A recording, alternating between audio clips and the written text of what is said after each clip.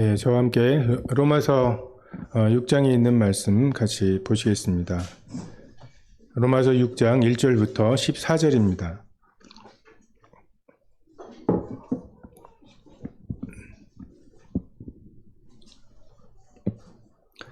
(1절부터) 14절까지 말씀을 함께 교독하도록 하겠습니다. 6장 1절 제가 먼저 읽겠습니다. 그런즉 우리가 무슨 말을 하리요? 은혜를 더하게 하려고 죄에 거하겠느냐?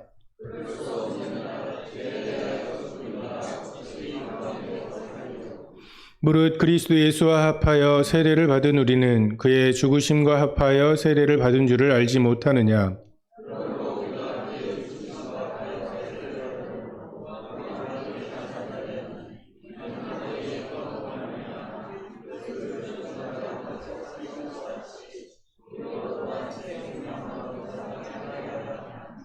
만일 우리가 그의 죽으심과 같은 모양으로 연합한 자가 되었으면 또한 그의 부활과 같은 모양으로 연합한 자도 되리라.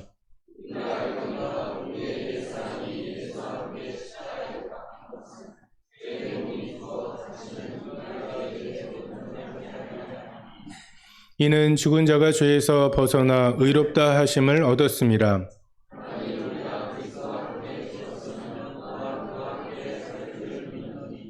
이는 그리스도께서 죽은 자 가운데에서 살아나셨음에 다시 죽지 아니하시고 사망이 다시 그를 주장하지 못할 줄을 알미로라.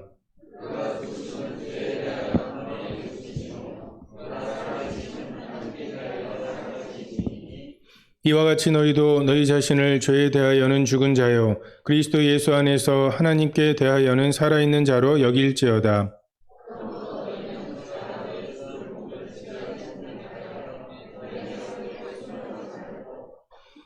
또한 너희 지체를 불의의 병기로 죄에게 내주지 말고 오직 너희 자신을 죽은 자 가운데서 다시 살아난 자와 같이 하나님께 드리며 너희 지체를 의의 무기로 하나님께 드리라.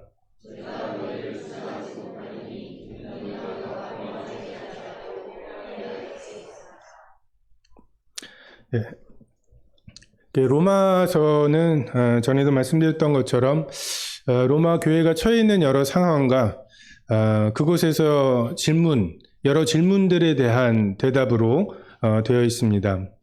6장 1절에 있는 대로 은혜를 더하게 하려고 죄를 더하겠느냐.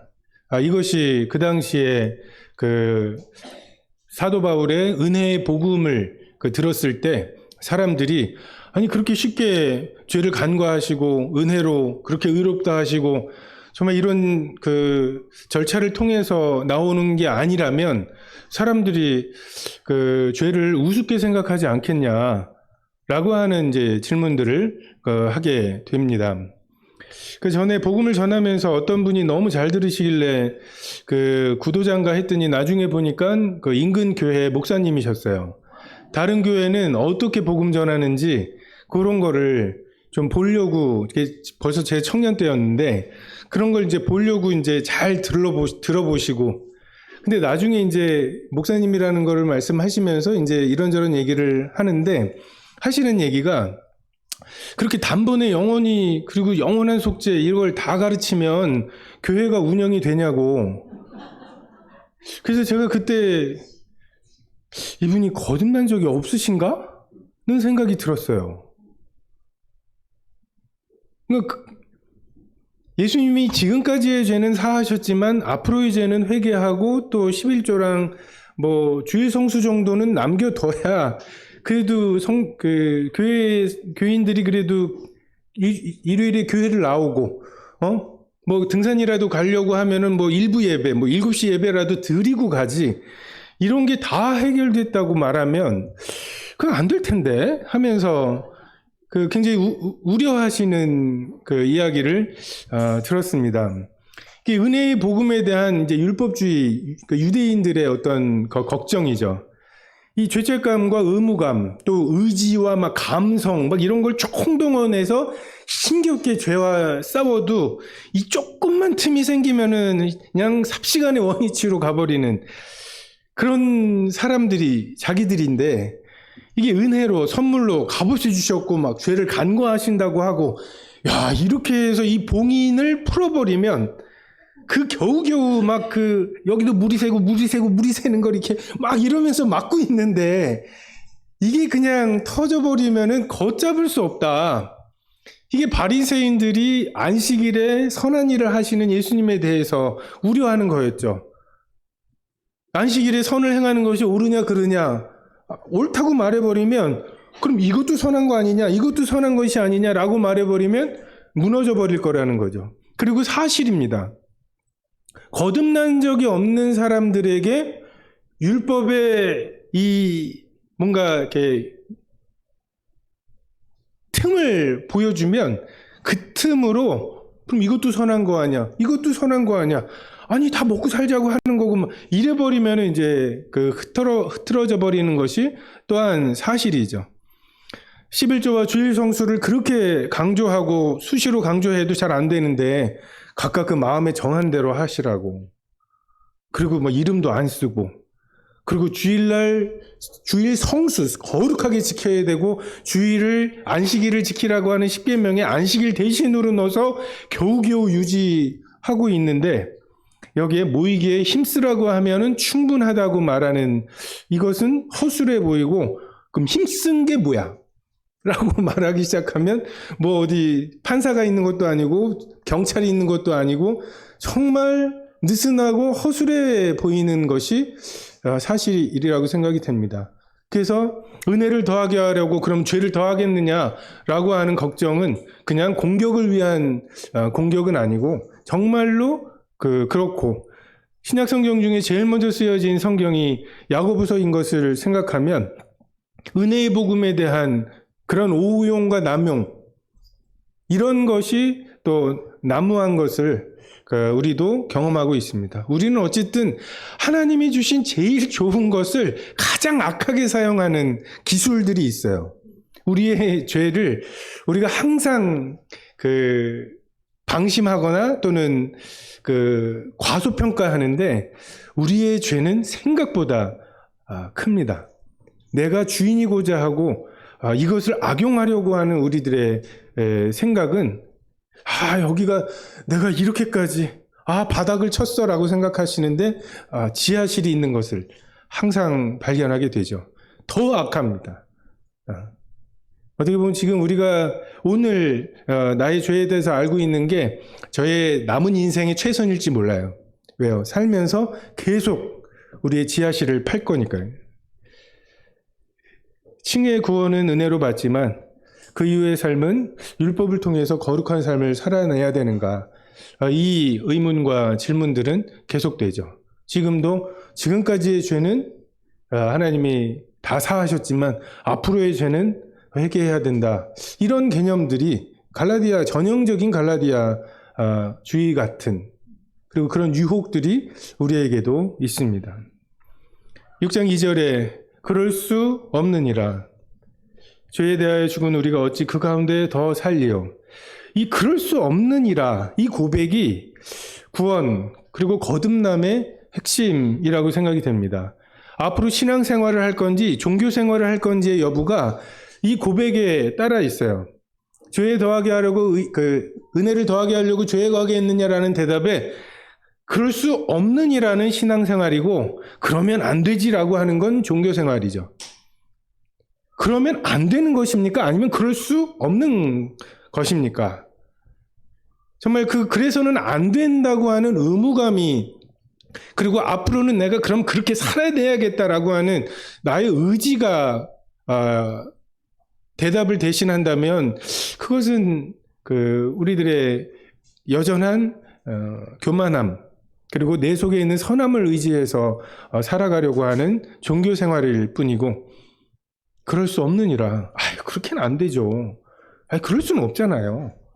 라고 하는, 정말 내 속에 죄에 대해 죽고 의에 대해서 살게 된 그 생명에서 나오는 그런 반응이 있는 것이 신앙 생활입니다. 죄에 대해서 죽는 것이 거듭남의 시작이죠. 다시 태어나기 위해서는 첫사람 아담의 생명이 죽어야 합니다. 먼직 보암직 죄롭게 할 만큼 탐스러움으로 선택하는 우리들의 내가 주인 되고자 하는 그 욕심이 죽어야 새로운 성령의 다스리심, 그리스도의 다스리심, 이것을 살 수 있습니다. 아담의 생명을 유지한 채로 모태에 들어갔다가 다시 나오더라도 그건 육으로 난 거예요. 육으로 난 것은 육입니다. 영으로 난 것이 영이고 물과 성령으로 거듭나지 아니하면 하나님의 나라를 볼 수도 들어갈 수도 없다고 분명하게 말씀하시죠. 죄에 대하여 죽었습니다. 죽으셨습니까? 감각이 없어지는 것, 사단의 유혹에 대해서 더 이상 반응하지 않게 되는 것, 정말 죽은 사람은 묻어도 되고 태워도 되는 이 정도가 죽은 것입니다. 의에 대해서 죽어 있을 때 우리는 하나님을 알되 하나님을 영화롭게도 아니하고 감사하지도 않았죠. 사형에 해당하는 죄인지들 스스로는 깨달을 수가 없는 지경이었습니다. 하나님을 사랑하지도 않고 이웃을 사랑하지도 않았어요. 하나님이 제시하신 가장 큰 계명인 하나님을 사랑하고 이웃을 사랑하라고 하셨는데 우리가 그것이 계명이 있는 줄조차도 모르는 불법이었죠. 법이 없는 것. 그래서 우리가 하나님 앞에 죄책감이 있다고 제가 죄인이죠 라고 고백하는 것들을 보면 나는 내가 이 정도로 악한 줄은 몰랐어요. 이런 고백이에요. 나는 나 자신에 대해서 실망했어요. 이런 수준의 고백입니다. 가장 큰 죄는 가장 큰 계명을 어긴 거잖아요. 근데 뭐 때문에 지옥 갈 것 같으세요? 라고 물어보면 이러한 죄를 이야기하지만 내가 하나님을 사랑하지 않더라고요. 내가 내 이웃을 사랑하지 않더라고요. 이게 정말 지옥 갈 죄잖아요. 가장 큰 죄이죠. 근데 낙타는 삼키고 하루살이는 걸러내는 것처럼 내가 조금 무단횡단한 거, 그리고 누굴 좀 미워한 거, 또 음란한 거, 이걸 가지고서 내가 죄인이라고 하는 걸 깨닫고 내가 죄인임을 깨닫는 것을 또 자랑하는. 근데 결코 스스로는 하나님 사랑하지 않은 게 죄구나. 하나님 사랑하지 않는 것은 죄의 열매이고 더 깊은 죄의 뿌리는 하나님이 사랑스럽지가 않아요. 하나님은 내 삶의 어떤 동기가 되지 않습니다. 이게 정말 내 삶에 지옥 가야 할 죄의 뿌리인 것을 이 성경을 통해서 성령을 통해서 깨닫지 못하면 알 수조차 없는 것을 알게 됩니다. 우리가 의에 대해서 죽었을 때는 의에 대해서는 아무런 의무감도 필요성도 깨닫지 못하고 완전히 무심했죠. 여러분 이게 죽는 거예요. 하나님에 대해서 내가 왜 하나님을 사랑해? 아니 이 시간을, 이 돈을 내가 왜 하나님을 위해서 써? 행여라도 실수라도 하나님을 위해서 그 돈과 시간을 사용하게 될까 봐 두려워하고 나 자신을 위해서 사용하려고 그렇게 애를 썼던 것, 이게 의에 대해서 하나님에 대해서 죽어 있을 때 우리들의 감각입니다. 아무런 감각이 없죠. 하나님에 대해서. 이제 우리가 죄에 대해서 그렇게 되었다는 거죠. 죄에 대해서 그런 감각을 갖게 됐다는 것입니다. 네가 주인 돼서 살아봐. 야, 이것만 하면 너 하나님처럼 될 거야. 라고 하는 유혹에 대해서 아무런 의무감도 그래야 되겠네 라고 하는 생각을 갖지 않게 되었단, 마치 의로움에 대해서 이제 너 하나님도 섬겨야지. 죽으면 끝일 것 같아? 너희 속에 있는 그 허무함이 어디서 나온 거야? 근데 이런 말들에 대해서 잘 살고 있어. 아무런 생각을 갖지 않게 되는 그 죽음과 같은 죽음이 이제 죄에 대해서 그렇다는 것입니다. 이것만 먹으면 하나님처럼 된다고 하는 그 말에 대해서 맞아 라고 말하는 죄의 속성이 그 머리가 상하게 되었습니다.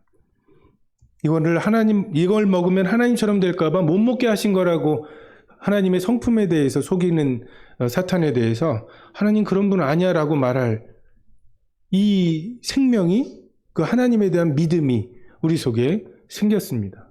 뱀의 머리가 상한 것이죠. 그 죄의 권세가 사라져 버렸어요. 죄의 권세가 죄의 달콤함과 죽음에 대한 두려움인데 우리가 이것에 대해서 죽었습니다. 우리가 정말 신앙생활을 시작하기 전에 죄에 대해서 죽은 적이 있는지, 정말 죄가 아직도 우리에게 그런 유혹을 할 때 완벽하다고 말씀드리는 게 아닙니다. 완전 성화를 이루었냐고 말씀드리는 것이 아니라 정말 뱀의 머리가 상한 적이 있는가, 내 속에서 예전과 구원받기 전과 지금과 동일하게 죄의 유혹이 있을 때 그 죄에 대해서 정말 저항할 수 없는 노예 상태인지, 아니면 예전에 그 맛이 아닌, 거듭난 다음에 죄를 지을 때 거듭나기 전에는 그 죄가 너무나 나에게 중요한 동기가 됐고, 그것 때문에 내가 아침에 일찍 일어났고 밤에 늦게 자고 그것을 고안하고 그것을 설계하고 그것을 실행하는 게 내가 막 살아있는 어떤 느낌처럼 나의 주인이었다면, 지금은 자꾸만 브레이크가 걸려요. 그 죄를 설계하는 과정에서 그 죄를 실행하려고 할 때 그래도 되나? 뭐가 걸리적거리고, 주일날 예배 시간에 정말 그 예수님의 떡과 잔 앞에, 그 주님의 죽으심 앞에 내가 하려고 하는 것들이 드러날 때 견딜 수가 없게 되는, 뭔가, 그리고 애써서 그 죄를 짓고 났을 때에도 더 이상 그 죄가 나에게 흡족함을 주지 못하는, 이건가? 왜 맛이 이렇지? 그 죄에 대해서 이러한 경험이 없이 신앙생활을 하려고 할 때 우리의 신앙생활은 극한 율법주의와 종교생활이 될 수밖에 없습니다. 유대교의 율법주의는 지금 예수님이 제시하시는 이 삶과는 비교도 안 되는, 거기는 겉모습만 보잖아요. 지금 우리의 중심을 보시는 예수님께서 예수님의 죽으심에 부합한 삶을 살았냐고 물어보시는데, 야, 양 아깝지 않아? 소 아깝지 않아? 그제 또 짓고 또 소 드릴 거야? 소 아까워서 내가 안 짓는다. 이 수준의 죄책감과 예수님을 그 인격 앞에서의 죄책감은 격이 다른 것입니다. 근데 이것을 내 의지로 하려고요? 견딜 수가 없는 것이 마땅합니다. 3절에 무릇 그리스도 예수와 합하여 세례를 받은 우리는 그의 죽으심과 합하여 세례를 받은 줄을 알지 못하느냐. 그러므로 우리가 그의 죽으심과 합하여 세례를 받음으로 그와 함께 장사되었나니 이는 아버지의 영광으로 말미암아 그리스도를 죽은 자 가운데서 살리심과 같이 우리로 또한 생명 안에서 생명 가운데서 행하게 하려 하심이라. 만일 우리가 그의 죽으심과 같은 모양으로 연합한 자가 되었으면 또한 그의 부활과 같은 모양으로 연합한 자도 되리라. 우린 예수님이 우리를 대신해서 죽으셨다는 복음에 머물러 있는 경우들이 많습니다. 근데 성경은 연합하여 죽었다고 말씀하시고 연합하여 부활했다고 말씀하시죠. 내가 그리스도와 함께 십자가에 못 박혔나니 그런즉 이제는 내가 사는 것이 아니라 오직 내 안에 그리스도께서 사시는 것이라. 이제 내가 육체 가운데 사는 것은 나를 사랑하사 나를 위하여 자기 자신을 버리신 하나님의 아들을 믿는 믿음. 이게 연합하여 죽고 연합하여 사는 신앙의 원리입니다. 그래서 대신 죽으신 그 십자가, 대신 죽으셨다고 하는 개념 속에 있는 분들은 예수님이 십자가는 나를 대신해서 죽으신 거지 내가 따라갈 게 아니에요.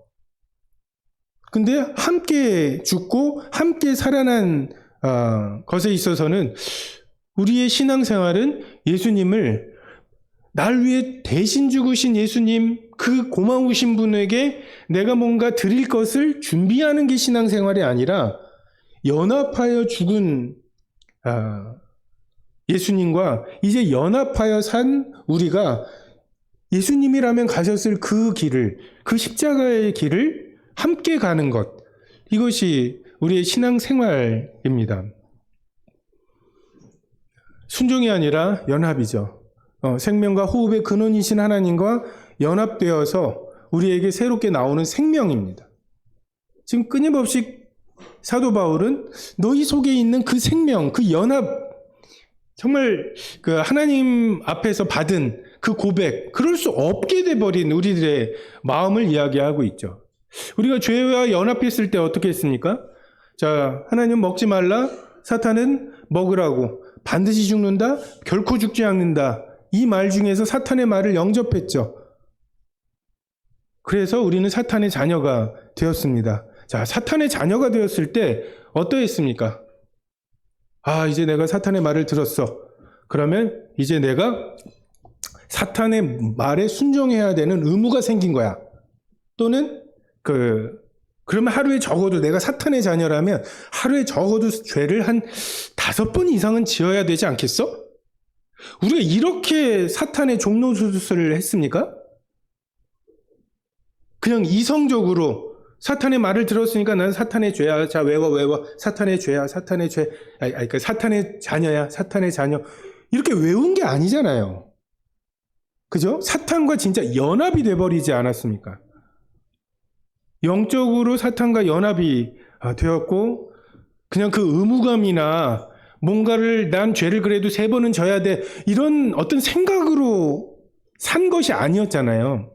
그냥 죄의 속성, 그 사탄의 인격이 우리 마음에 심겨져 있었고, 그리고 그 거짓말의 아비인 사탄의 DNA가 우리 세포 하나하나에 입력이 돼 있었죠.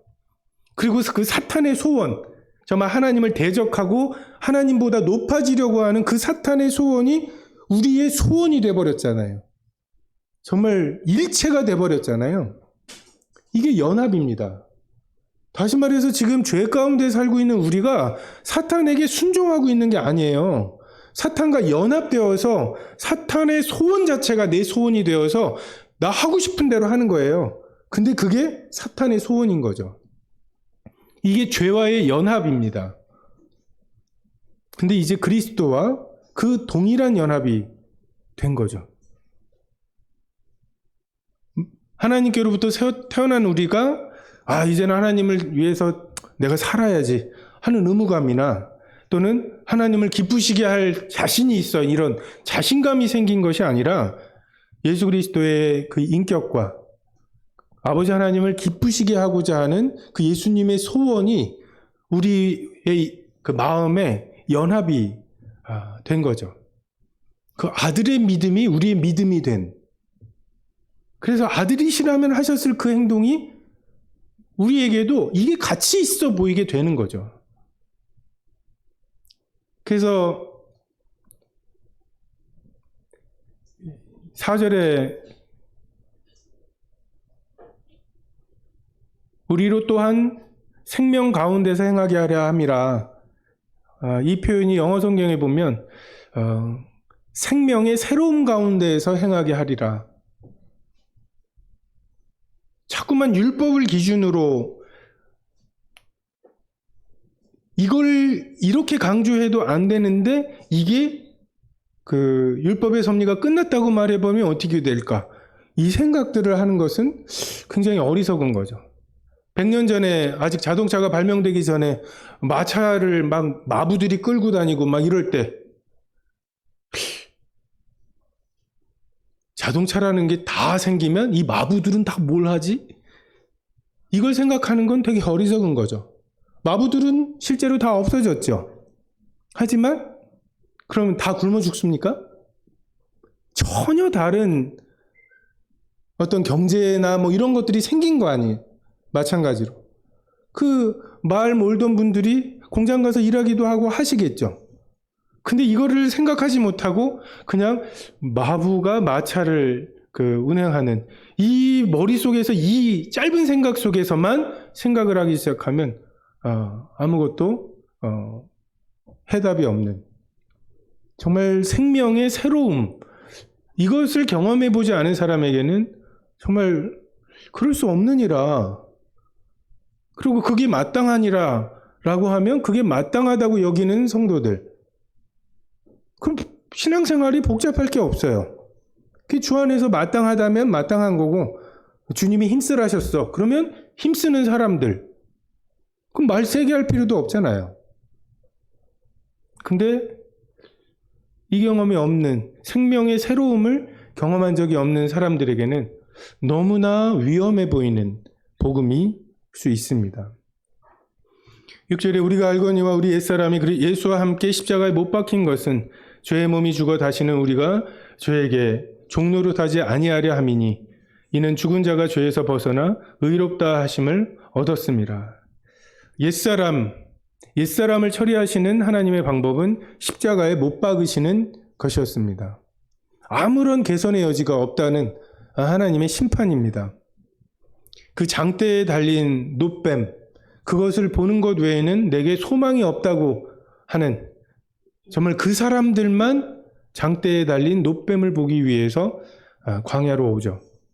그렇지 않은, 자기에게 조금이라도 소망이 있는 사람들은 결코 놋뱀에게 오지 않습니다.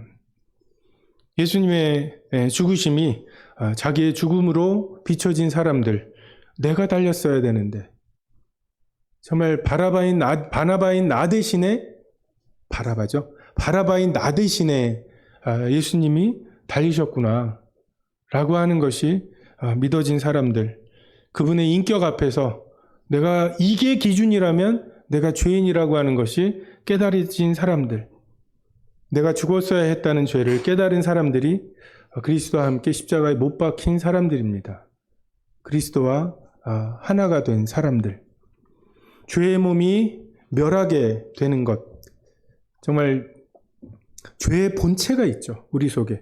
그 뿌리가 있습니다. 하나님께서 그 뿌리를 죽이시는 거예요.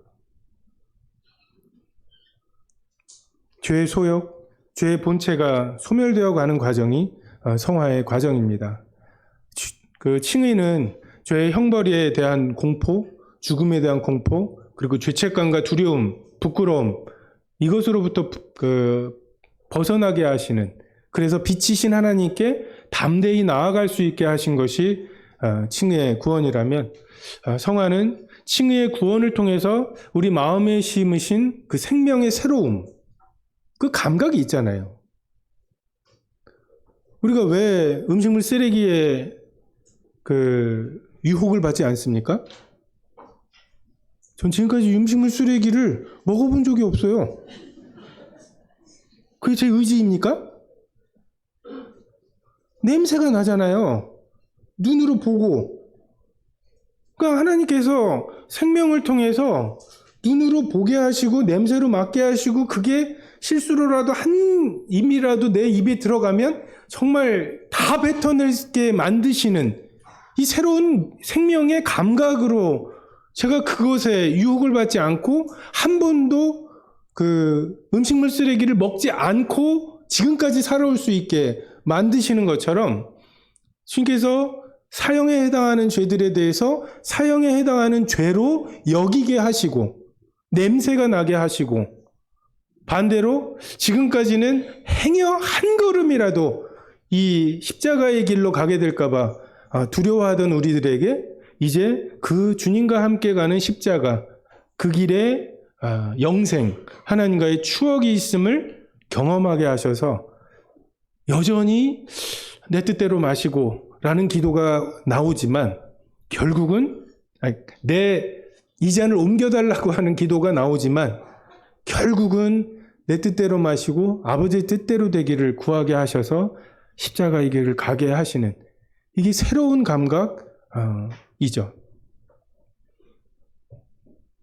죄에 대해서 죽은 우리가 의롭다 하심을 받았다. 이게 킹제임스 버전에 보면 죄로부터 자유롭게 되었다라고 기록이 되어 있습니다. 죄에 대해서 자유해요. 죄의 유혹을 전혀 받지 않거나 죄를 전혀 짓지 않는다는 것이 아니라, 우리가 얽어매어 있던 죄, 율법, 정죄, 죽음의 위협, 그 사슬이 더 이상 위력이 없다는 거예요.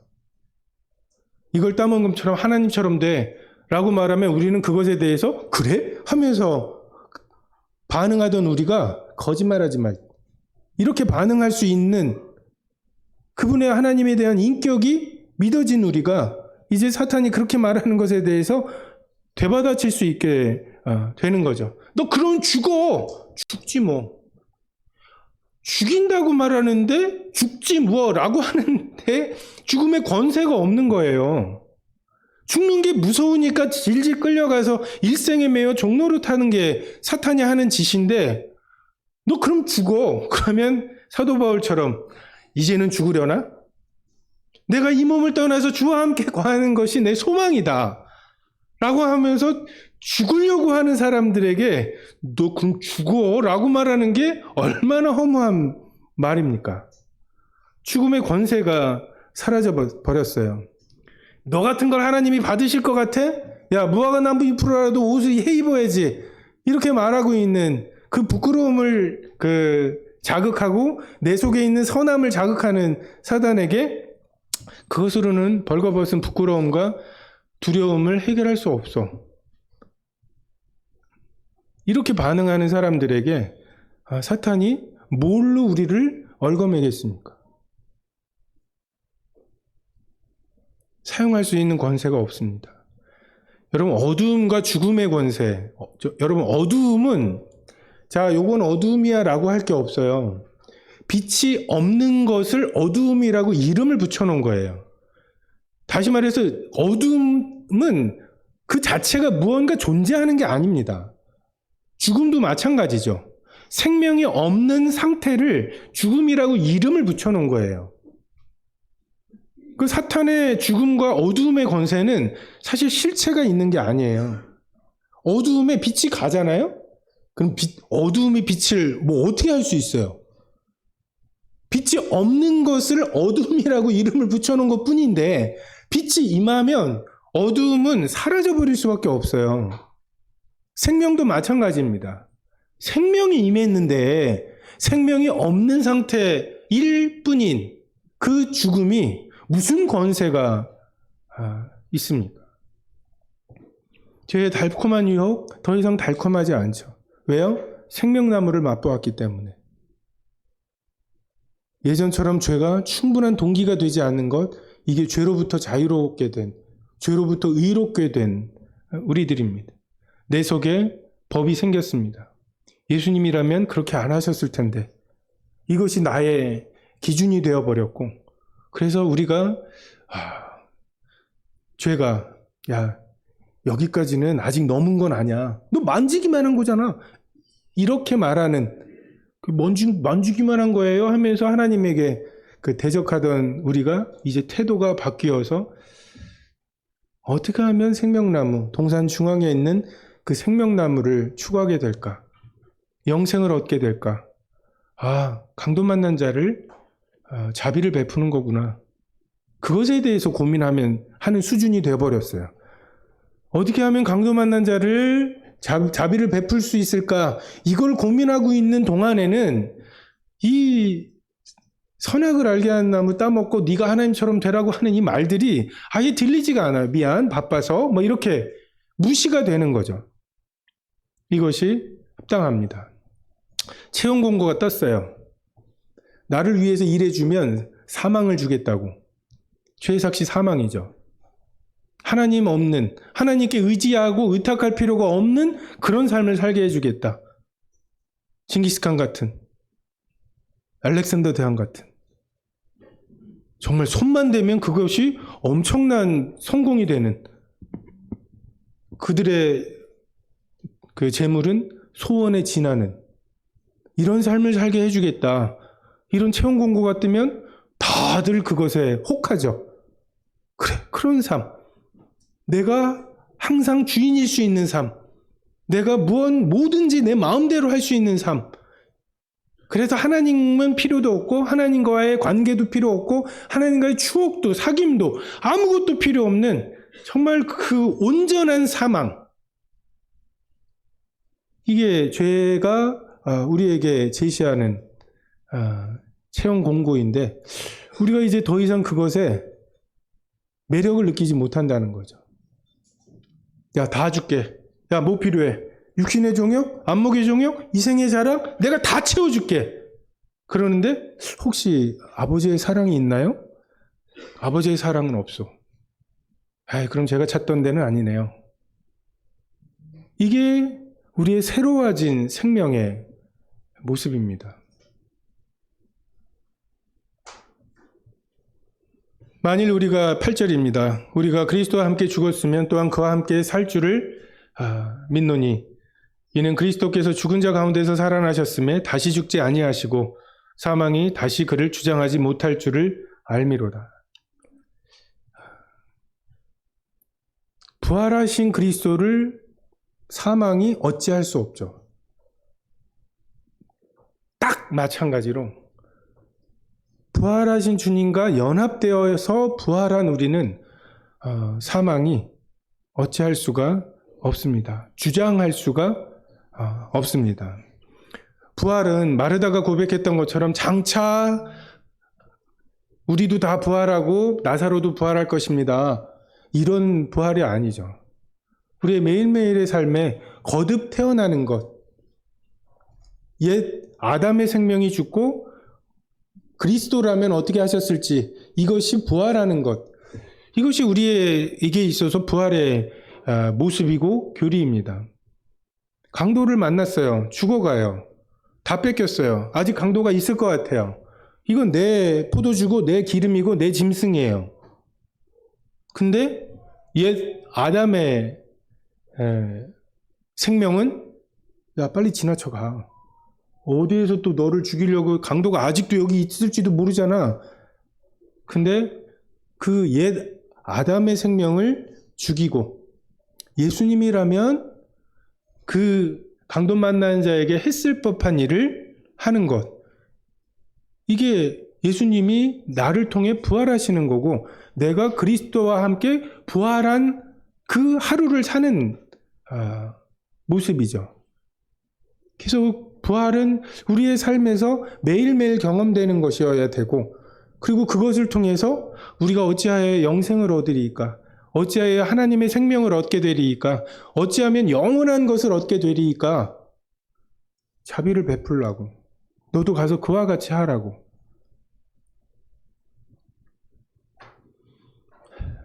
10절에 그가 죽으심은 죄에 대하여 단번에 죽으심이요 그가 살아계심은 하나님에 대하여 살아계심이니 이와 같이 너희도 너희 자신을 죄에 대하여는 죽은 자요 그리스도 예수의 안에서 하나님께 대하여는 살아있는 자로 여길지어다.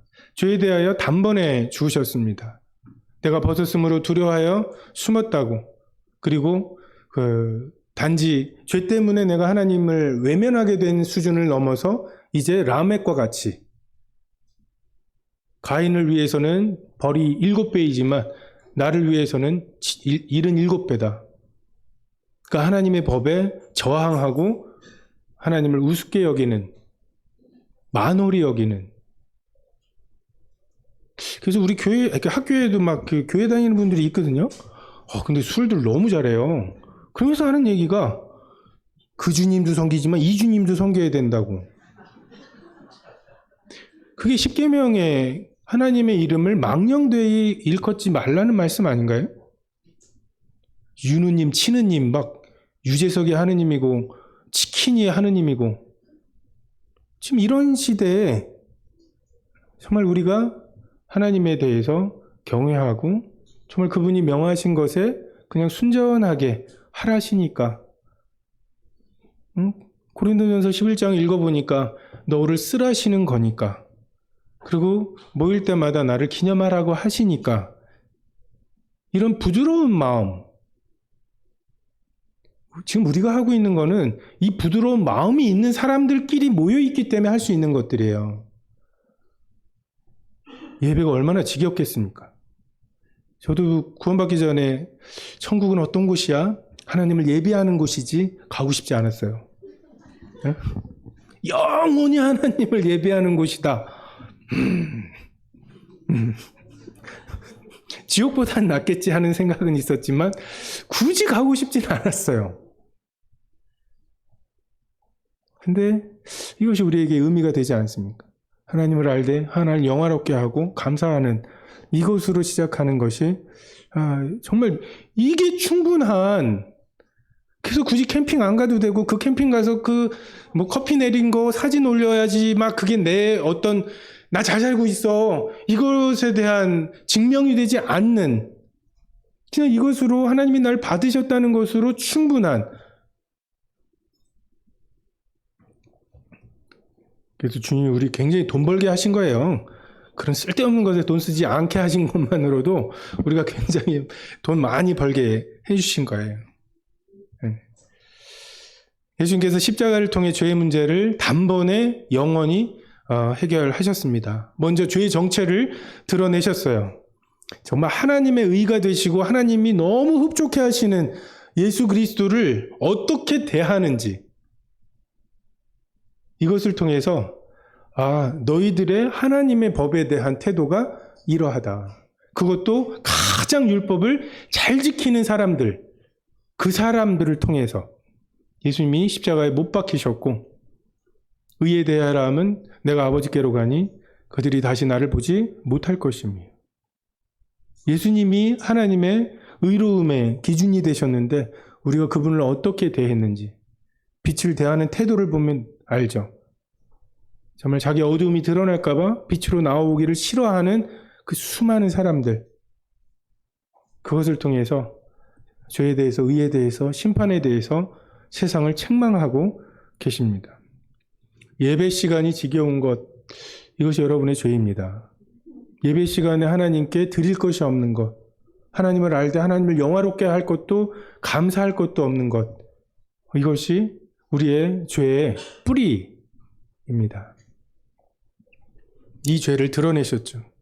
우리의 죄의 문제가 실수나 어린 시절에 양육을 잘못 받아가지고 이런 것이 아니라 하나님과 새로운 임금 예수 그리스도께 대한 반역의 문제임을 드러내셨죠. 유대인의 왕, 그게 예수님의 죄였어요. 우리가 아직 죄인 되었을 때 그리스도께서 죽으심으로 하나님께서 그의 사랑을 확증하셨죠.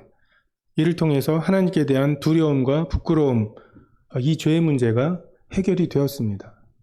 정말 자기가 얼기설기 만들어 놓은 무화과나무 잎으로 엮은 그 옷으로 내가 벗었으므로 두려워해 숨었다고 말했던 아담과 하와에게 가죽옷을 가지고 오셨을 때, 그리고 그것을 아담과 하와가 입을 때 더 이상 내가 하나님 앞에 벗었으므로 두려워하지 않아도 된다고 하는 이러한 확신을 갖게 됩니다. 빛이 그런 식으로 빛 가운데 우리가 가게 되면 어두움은 이기지 못합니다. 사탄의 이 전략은 이 어두움을 빛으로 갖고 가지 못하게 하는 거예요. 여러분도 여러분 속에 있는 죄의 문제, 유혹의 문제, 이런 것들을 해결하고 가려고 하는 게 사탄의 유혹이고, 근데 그것에 대해서 맞아, 이건 해결하고 가야 돼, 이게 우리의 교만이에요. 그냥 그거 그대로 제가 이렇습니다, 이런 유혹이 있습니다, 나 저 인간 꼴보기 싫습니다, 이것에 대해서 이래야 마땅하다는 거 아는데 이렇게 해야 할 것 같은, 도저히 이렇게는 못하겠습니다, 그냥 그 말을 다윗의 시편처럼 그냥 하나님께 아뢰는 것. 저들의 자녀들은 빌어먹게 해주시고, 그 시편이 있잖아요. 굳이 그걸 남겼잖아요. 그 주님 앞에서 하시라고요. 그 말들을 옆 사람하고 가가지고서 하지 말고, 저 빌어먹을 이렇게 말하지 마시고, 그냥 하나님 앞에서, 우리가 하나님 앞에 가릴 게 있어요? 개인적으로 단둘이 기도하면서 거룩하시고 무소부재하시고 이럴 필요가 뭐가 있어요? 아빠, 아버지라고 부를 수 있게 아들의 영을 우리에게 주신 분 앞에서 우리 속에 이런 게 있고 저 인간 어쩌고만 하면서 하시라고요. 그리고 그것으로 그냥 해결을 받으시고, 옆 사람한테 하면은 마음이 후련한데 하나님한테 하면은 후련하지 않은 거, 하나님이 살아계신 걸 믿으시는지 한번 다시 돌아보세요. 옆 사람한테는 되는데 왜 하나님한테는 안 되나요?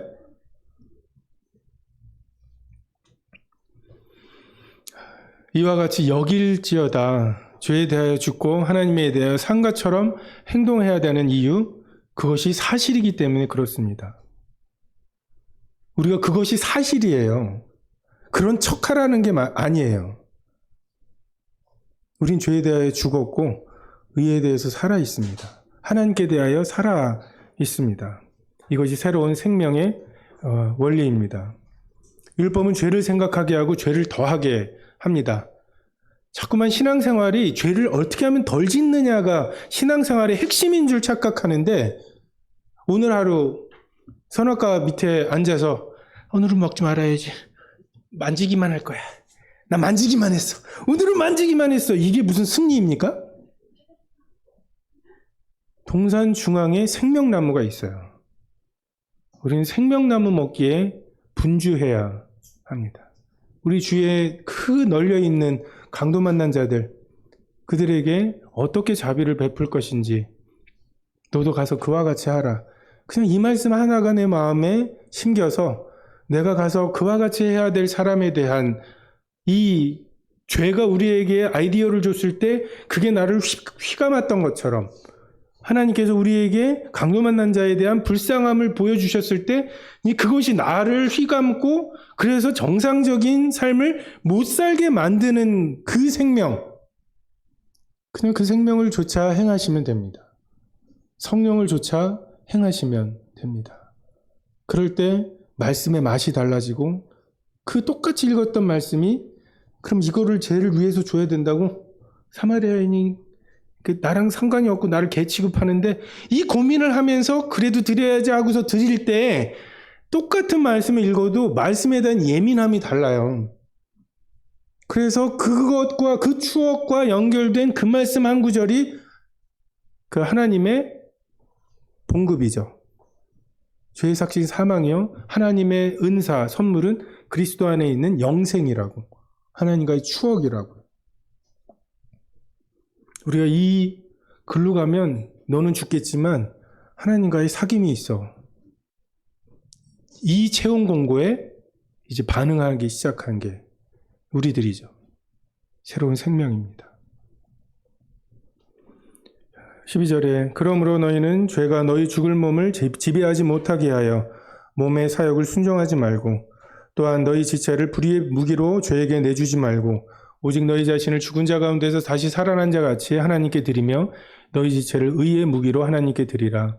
죄가 너희를 주장하지 못하리니 이는 너희가 법 아래 있지 아니하고 은혜 아래에 있음이라. 자, 이제 죄 앞에 죄는 우리를 주장하지 못합니다. 죄가 우리를 주장하게 하려면 우리가 허락해야 돼요. 전에는 어땠습니까? 죄가 우리에게 생각을 주고 그 생각은 우리의 감정을 일으키고 우리의 의지를 사용하게 돼서 그냥 씨앗이 뿌려지면은 30배, 60배, 100배 열매를 맺는, 죄에 대해서 완전한 옥도죠. 응?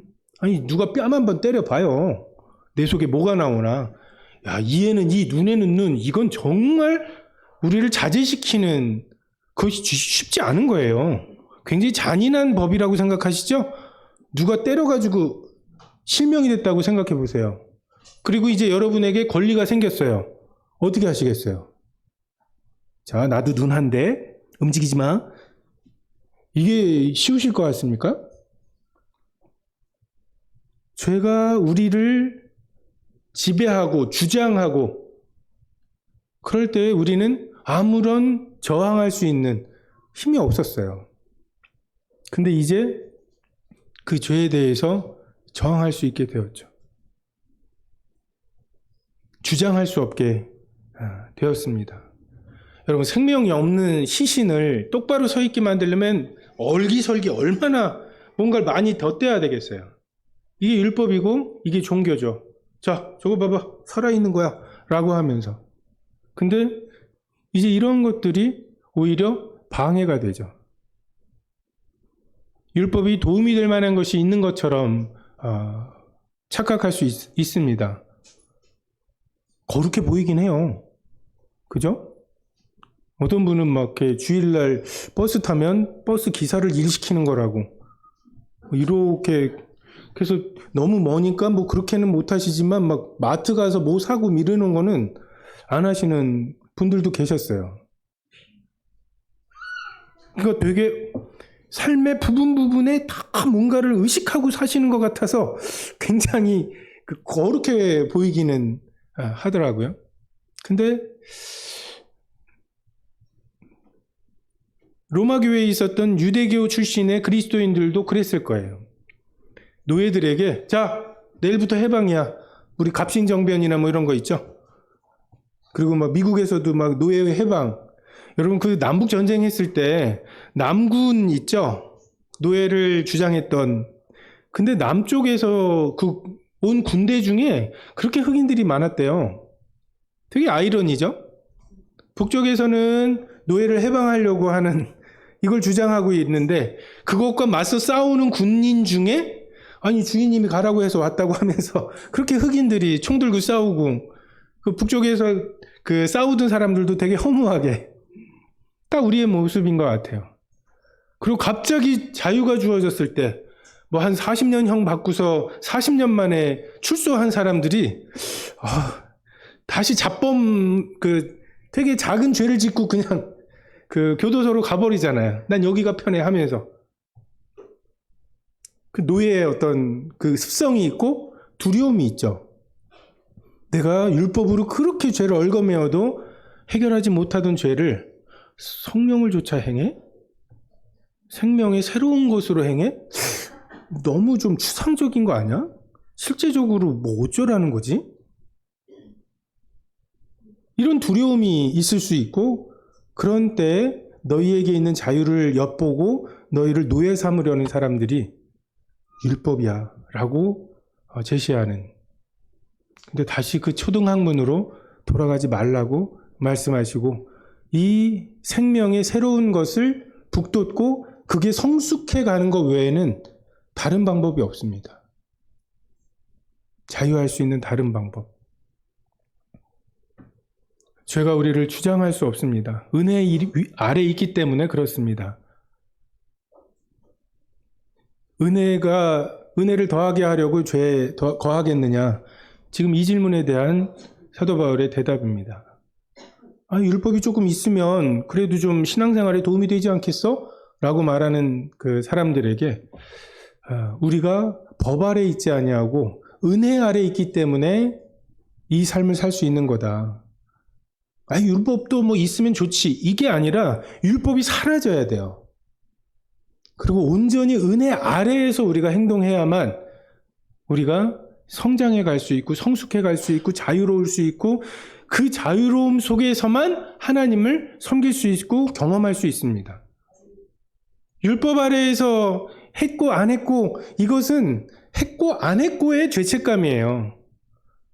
내가 하나님을 기쁘시게 못했다고 하는 것이 나의 기준이 되어야 성숙해지죠. 우리가 아들 아닙니까? 우리가 신부 아닙니까? 우리가 상속자 아닙니까? 우리가 그냥 사원이 아니에요. 하나님께서 이러한 우리를 아들로서 신부로서 상속자로 키우시기 위해서는 사원처럼 오늘 이거 해놓고 이메일 보내놓고 어디 출장료 갔다 와 이런 명령에 그냥 순종하는 수준으로는 다루실 수가 없는 거예요. 우리도 월급이 왜 안 나왔지? 그냥 계약관계인